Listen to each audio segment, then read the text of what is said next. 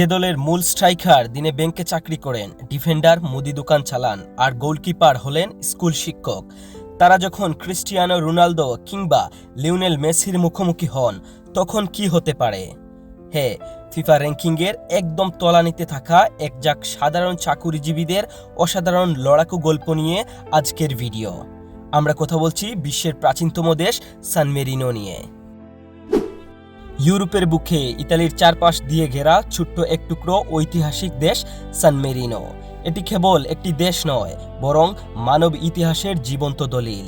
চলুন একটি লিখিত ডকুমেন্টারির মাধ্যমে ঘুরে আসি বিশ্বের অন্যতম আকর্ষণীয় এবং ক্ষুদ্র রাষ্ট্র থেকে, যার ফুটবল গল্পটা ও বেশ অদ্ভুত এবং রোমাঞ্চকর।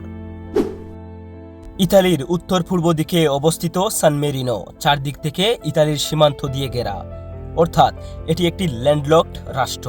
মাত্র ৬১,০০০ বর্গ কিলোমিটারের আয়তনের এই দেশটিতে প্রায় ৩৩,০০০ মানুষ বসবাস করেন।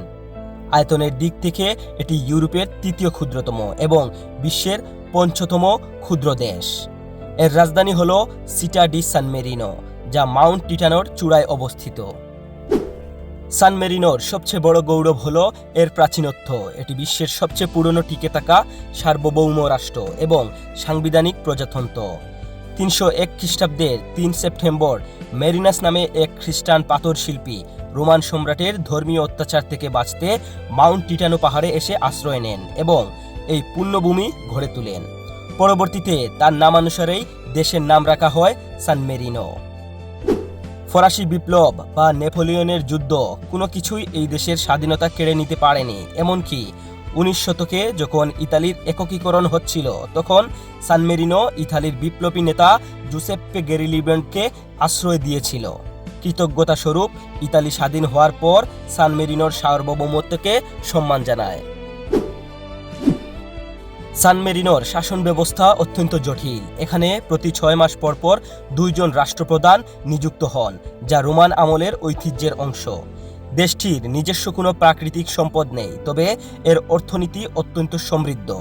ব্যাংকিং ব্যবস্থা এবং পর্যটন খাতে লাখ লাখ মানুষ প্রতি বছর এইখানে ঘুরতে আসেন এবং ক্যাসেল এবং দুর্গভিত্তিক স্মারক বিক্রির এখানকার আয়ের প্রধান উৎস।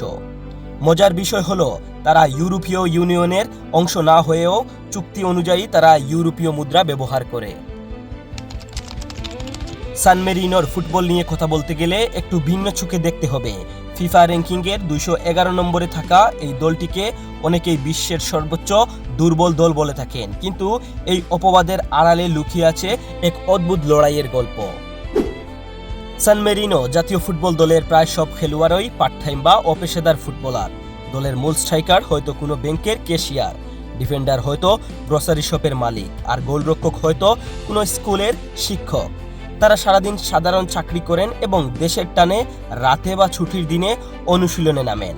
ক্রিস্টিয়ানো রোনালদো কিংবা লিওনেল মেসির মতো বিশ্বসেরা পেশাদারদের বিপক্ষে যখন এই সাধারণ চাকুরিজীবীরা মাঠে নামেন, সেটাই তাদের সবচেয়ে বড় সাহসিকতা। সান মেরিনোর ফুটবল ইতিহাসে জয়ের সংখ্যা মাত্র হাতে গোনা কয়েকটা। ১৯৮৬ সালে দল গঠনের পর দীর্ঘ সময় তারা জয় পাচ্ছিল না। তারপর দেখা মিলে ২০০৪ সালে এন্ডুরার বিপক্ষে। তবে ২০২৪ সালে তারা আবারও নেশনস লিগে এন্ডুরাকে হারিয়ে ২০ বছর পর আবারও জয়খরা কাটায়, যা ফুটবল ইতিহাসে তাদের জন্য মারাত্মক একটা সুখের দিন ছিল। শক্তিশালী অস্ট্রিয়া বা রোমানিয়ার মতো দলগুলোর কাছে তারা বড় ব্যবধানে হারলেও এন্ডুরার মতো সমমানের দলগুলোর সাথে তারা বরাবরই পাল্লা দিয়ে খেলে। এমনকি ২০২৬ সালের জুন মাসে তারা এশিয়ার দেশ বাংলাদেশের বিপক্ষে ২-১ গোলে ব্যবধানে হার স্বীকার করে। এখন আমি সান মেরিনো সম্পর্কে কিছু অদ্ভুত নিয়ম আপনাদেরকে বলবো, যেগুলো শুনলে আপনি অবাক হতে বাধ্য। পুরো সান মেরিনো দেশে কেবল একটি জেলখানা আছে, আর সেটি বেশিরভাগ সময় একদম খালি থাকে। সাধারণত পুরো বছরে সেখানে হয়তো ১ বা ২ জন কয়েদি থাকে। যদি কখনো কয়েদির সংখ্যা একটু বেড়ে যায়, তবে সান মেরিনো সরকার তাদের পার্শ্ববর্তী দেশ ইতালির জেলে পাঠিয়ে দেয় এবং এর জন্য তারা ইতালিকে টাকা পরিশোধ করে। আমরা জানি না বিশ্বের অন্য কোনো দেশে একসাথে দুইজন প্রেসিডেন্ট থাকেন কি না, কিন্তু সান মেরিনোই পৃথিবীর ইতিহাসে এমন একটা দেশ যেখানে তারা দুইজন রাষ্ট্রপ্রধান একই সাথে থাকেন এবং তাদের মেয়াদ সীমা মাত্র 6 মাস, অর্থাৎ 6 মাস পর্যন্ত তারা দুইজন একসাথে রাষ্ট্রপ্রধান থাকবেন, কিন্তু 6 মাস পেরোলেই তারা দুইজনকে ইস্তফা দিতে হবে। ইউরোপের অন্যান্য দেশে যেখানে প্রচুর ট্যাক্স দিতে হয়, সান মেরিনো সেখানে প্রায় ট্যাক্স ফ্রি, কিন্তু আপনি চাইলেই সেখানকার নাগরিক হতে পারবেন না।